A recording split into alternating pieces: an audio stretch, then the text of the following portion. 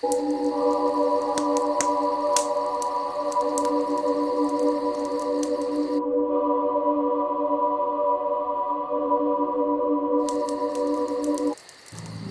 forests and sandy beaches stretching miles along the flowing waterways of the Pacific Ocean.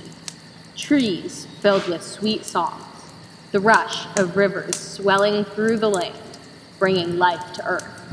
This peaceful landscape was home to the Indian tribes of the Pacific Northwest. The Indian peoples worked in harmony with Mother Nature, feeding off her riverbeds and greeneries. One of these tribes was the Chinook tribe. The Chinook were a large group of people living along the Columbia River. They wove baskets from tree bark and caught salmon in the river. Their culture was rich, and each tribe within the Chinook peoples had their communities. The Chinook lived in plank houses in large numbers. There were often cultural celebrations and sharing of goods. However, this harmony did not last. Soon, these beautiful flourishes of culture would be destroyed by invaders. The whites were coming. The first documented contact between whites and Native Americans in the Pacific Northwest came in 1774 with the arrival of the Spaniards. The Spaniards arrived in the Pacific Northwest looking to spy on Russian traders and to claim all land for themselves as far as 60 degrees north. In the process, they made contact with several tribes and established tentative trading agreements between them. The Chinook tribe were one tribe with which the Spanish, as well as American sea traders a few years later, traded metal tools and weapons for fur. Pulliam is a current councilwoman for the Chinook Indian tribe, located in western Washington. Pulliam advocates for her tribal members, as well as encouraging involvement from the community on large issues in today's society. Pulliam speaks for the history of the Chinook tribe and what it was like when the Europeans first came to the Pacific Northwest. I am a member of the Chinook Indian Nation. I am the sixth great-granddaughter of Chief Comcomly. He was a lower Chinook in Clatsop at the mouth of the Columbia River. He sort of tormented Lewis and Clark in 1805 and 1806. Every summer, Northwest tribes, Southwest Canadian tribes, and some Alaska tribes. You hop in your canoe and you paddle to the next closest tribe and camp with them, and they feed you and you sing and dance. Then the next day, you and that tribe paddle, and so you're somewhere where there's 100 canoes and 5,000 people camping. In June, we honor the salmon by getting a fish and killing it in a traditional way and honoring it. Yeah. Like cooking it the right way and eating it the right way and returning the bones to the river. If you would have come into a Chinook household 200 years ago, you would have been fed and taken care of. No matter, we didn't get hit with that early genocide. Settlers came to Washington and Oregon. They were often single men, trappers, and fur traders, and they married Indians. Just, I guess, colonization was different.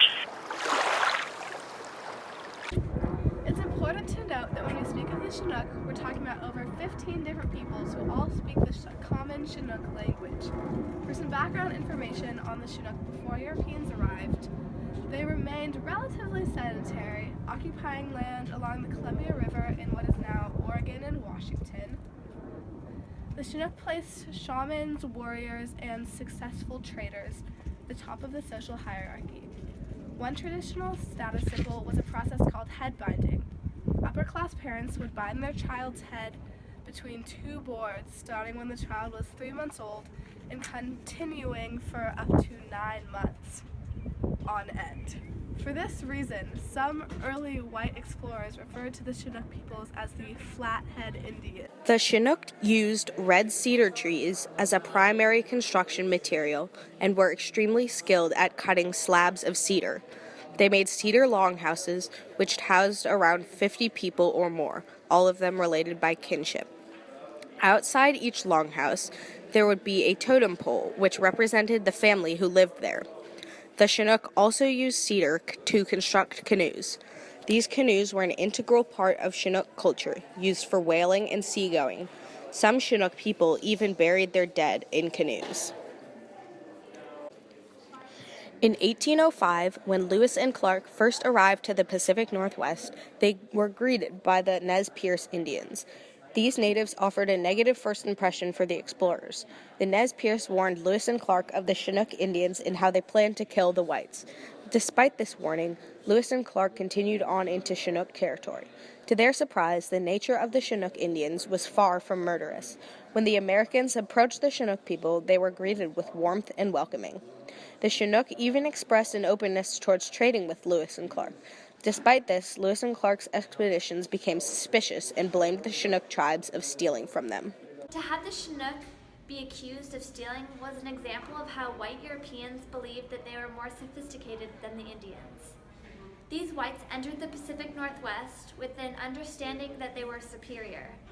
In the case of the Chinook tribe, Lewis and Clark encounter with the tribe in fact damaged many of the Chinooks' outside relations with Europeans and with other tribes.